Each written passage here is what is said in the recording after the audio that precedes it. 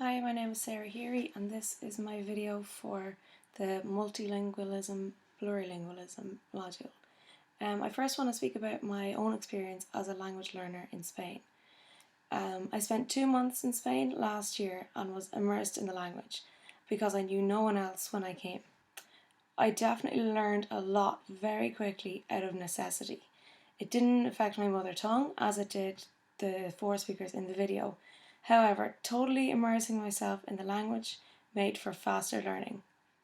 Being surrounded by the language all day in school with only a few English teachers was really good for me. The older children spoke to me in English, but the younger ones spoke a lot of Spanish. I began to learn the words in Spanish that the Spanish-speaking children found the most difficult in English. Their needs really influenced my learning because I was being asked the same questions regularly.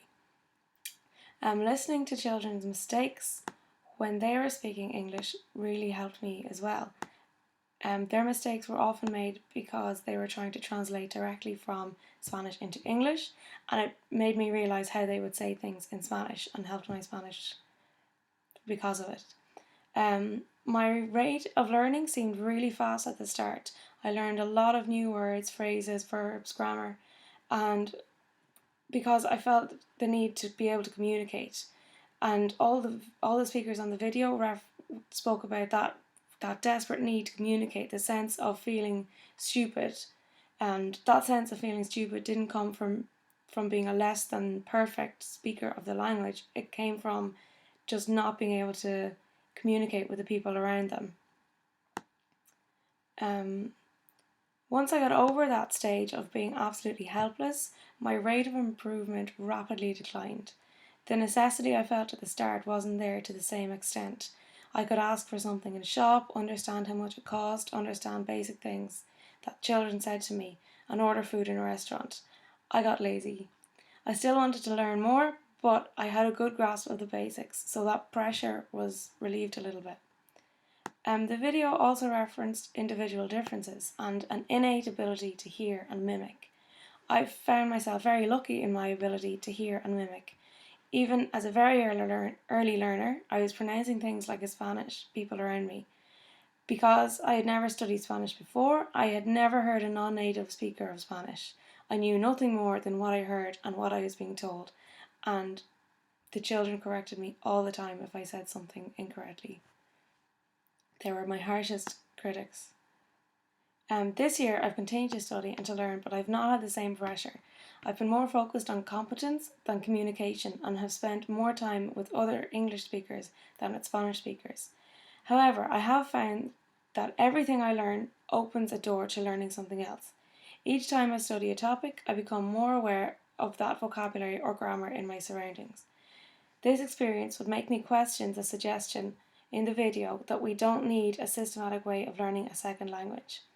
I do think it is possible to learn a second language, especially as a child, by simply being immersed in it. However, I think the combination of specific study and immersion makes for faster and more accurate learning. I found the topic of dreaming in other tongues really interesting. I've had this experience only a few times in Spanish and experienced the same thing as Jeff Nunberg. My Spanish in my dreams is only as good as my Spanish in reality, and it can be really frustrating not being able to express myself. I have experienced dreaming in Gaelic a lot of times, and this has always happened when I've been surrounded by the language and when, as was mentioned, the din in my head has changed language. This experience of dreaming in different languages was similar to that of Maxine Hong. When I dream in Gaelic, it's usually about something really fun and exciting.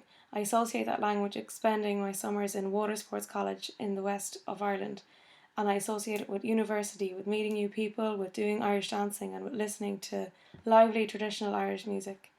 The language I dream in reflects the life experiences I've had through that language. When I dream in Gaelic, I love it.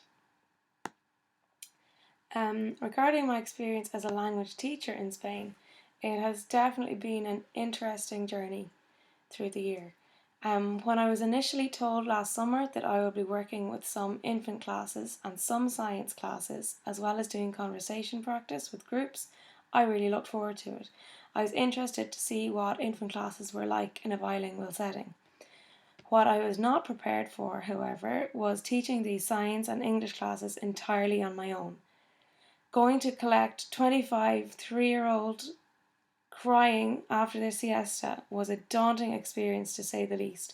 It was my first day in a new school, it was their first day in any school, and it was impossible. Amongst the cries of mama, papa, and no quiero, the first month of class can only be described as crowd control.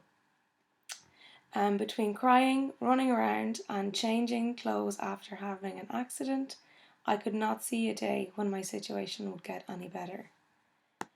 My science classes didn't start off much better.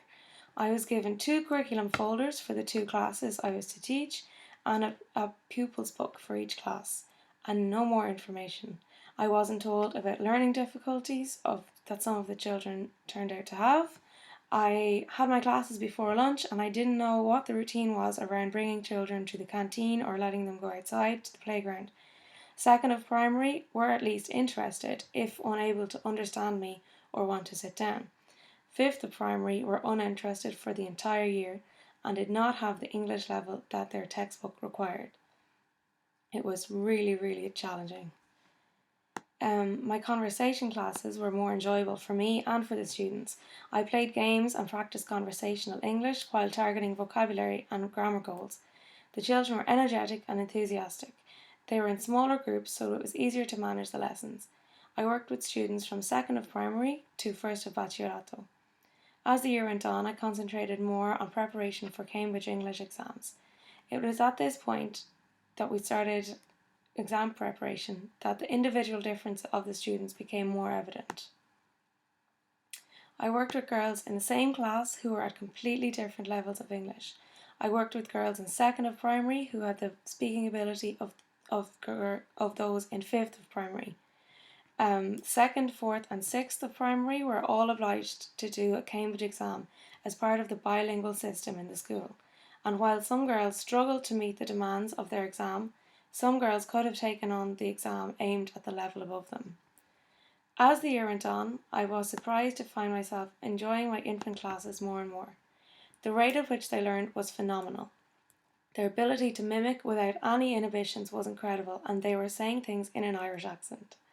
They were able to concentrate for longer and began remembering and repeating common phrases I would use in the classroom. It was interesting to see the different learning styles. Some girls would not say a word until they had heard it a lot of times, and then they would say it perfectly. Some girls would jump straight in and repeat everything I said with no prompting. Whether they said it correctly was a concern for them. They had nothing to lose. Some students still looked blankly at me even in June when I told them to sit down or tidy up. The individual difference showed up even at that early age. Overall, I had a positive experience as a language teacher after a rough start. I also continued as a language learner throughout the year, learning from those around me. As my students learned English and I learned more Spanish, we could all communicate more easily. And for me, that's the whole purpose of language: communication.